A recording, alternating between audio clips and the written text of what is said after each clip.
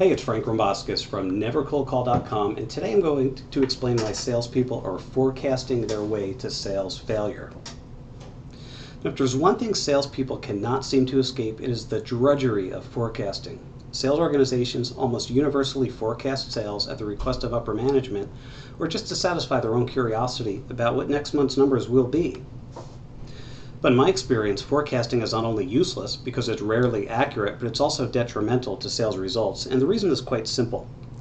Any time that is taken away from actual selling and devoted to non-productive activities instead, such as forecasting, is going to cost sales.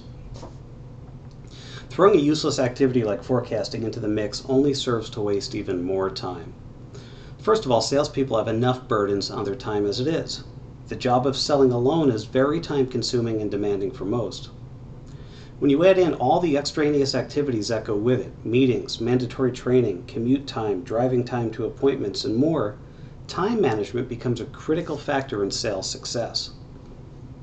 Sales forecasting is what I call a masturbatory practice. It causes one to sit around trying to predict what he or she will sell, instead of simply going out and selling it. How the hell is that supposed to be beneficial to anyone?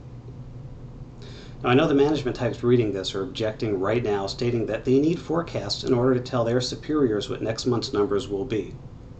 I can tell you that right now that forecasts will never accurately tell you what next month's number will be. The reason is that no salesperson wants to submit a forecast that falls short.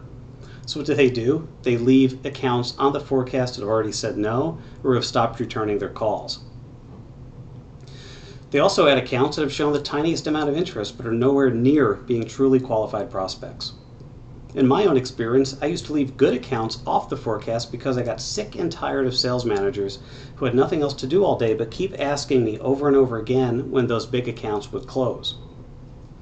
Regardless of whether forecasts are artificially inflated or left unrealistically low to avoid managerial pressure to close more, the bottom line is that they're never correct. And then you as a manager have to answer as to why your forecasts are way off the mark. Now here's a great way to forecast future sales. Base it on your historical sales data. Barring any unforeseen economic disasters or huge changes to your product line or your pricing, it's a pretty safe bet to say that your team's next month's sales will equal last month's, plus your average monthly growth. And here's where it gets even better. If you stop asking your reps to magically predict their sales, they'll suddenly start selling more. Now, doing this is a lot more reliable and accurate than asking sales reps who already have enough pressure and stress to predict what they're going to sell next month. Now, there are two reasons why salespeople sell more when they don't have to do forecasts.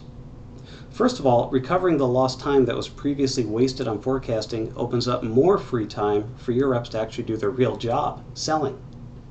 Removing the burden of forecasting and the pressure and stress associated with it will brighten their attitudes and their disposition.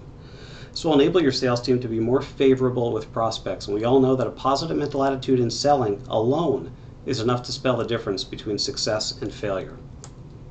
So just give up the sales forecast addiction and begin focusing on sales results, because results are the one and only one thing we're paid for.